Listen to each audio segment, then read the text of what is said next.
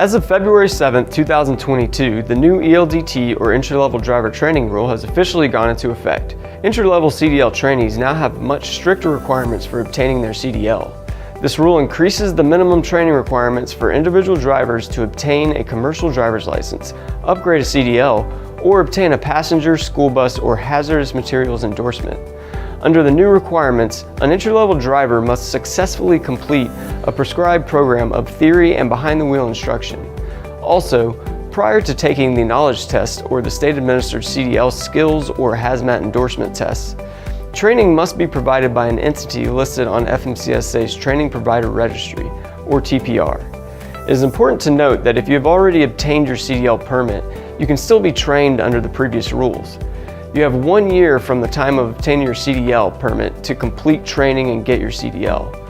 For those that were not fortunate enough to get their CDL permit before February 7th, here are the new requirements to obtain a CDL license. Starting with the CDL school requirements. The minimum standards and requirements for CDL schools will be set at a federal level as opposed to being set by each state. Second, the Department of Transportation Management. CDL schools must record and report hours behind the wheel with no federal minimum to the DOT. Schools must register and self-certify.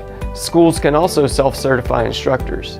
Individual instructors may have to register with the DOT depending on the state. Next, the CDL driving instructor requirements.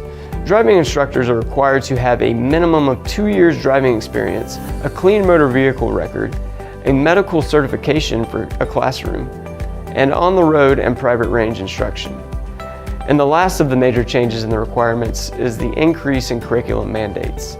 The DOT requires 31 course topics instead of the original 4 knowledge topics, which will be accompanied by 19 mandated behind-the-wheel skills, which will be tested along with the vehicle inspection skills at the State Department of Motor Vehicles.